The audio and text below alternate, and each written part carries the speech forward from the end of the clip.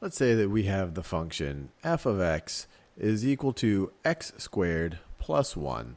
And what we want to do is we want to figure out the average value of our function f on the interval, on the closed interval between 0 and, let's say, between 0 and 3. And I encourage you to pause this video, and especially if you've seen the other videos on introducing the idea of the average value of a function, figure out what this is. What is the average value of our function f over this interval?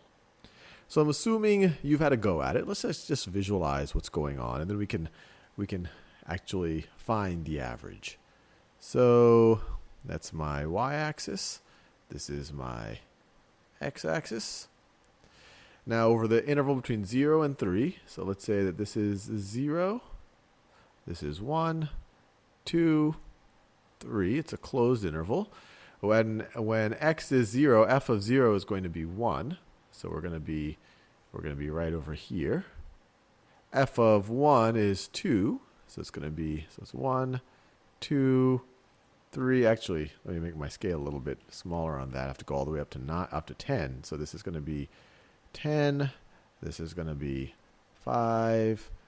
And then 1, 2, 3. Actually, this is the hardest part, is making this even. So let's see, this is going to be in the middle. Pretty good. And then let's see, in the middle, and then we have that. No, good enough. All right. So we're going to be there. We're going to be there. I have obviously different scales for x and y axes. 2 squared plus 1 is 5. 3 squared plus 1 is 10. 3 squared plus 1 is 10. So it's going to look something like this. This is what our function is going to look like. So that's the graph of y is equal to f of x. And we care about the average value on the interval, closed interval between 0 and 3. Between 0 and 3. So one way to think about it, you could apply the formula, but it's very important to think about what does that formula actually mean. And once again, you shouldn't memorize this formula because it actually kind of falls out of what it actually means. So the average of our function is going to be, it's going to be equal to the definite integral over this interval. So essentially the area under this curve. So it's going to be the definite integral from 0 to 3 of f of x, which is x squared plus 1 dx. And then we're going to take this area. We're going to take this area right over here, and we're going to divide it by the width of our interval to essentially come up with the average height, or the average value of our function. So we're going to divide it by b minus a, or 3 minus 0, which is just going to be 3. And so now we just have to evaluate this. So this is going to be equal to 1/3 times, see, the antiderivative of x squared is x to the third over 3.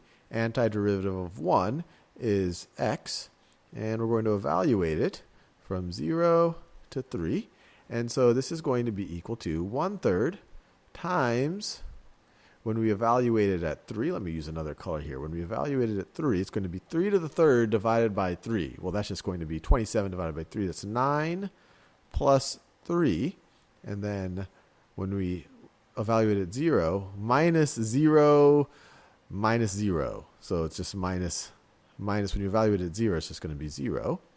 And so we are left with, I want to make the brackets that same color. This is going to be 1/3 times 12. 1/3 times 12, which is equal to 4. Which is equal to 4. So this is the average value of our function. The average value of our function over this interval, is equal, the average value of our function is equal to 4. And notice, our function actually hits that value at some point in the interval. At some point in the interval, something lower than 2 but greater than 1, we could maybe call that c. It looks like our function hits that value.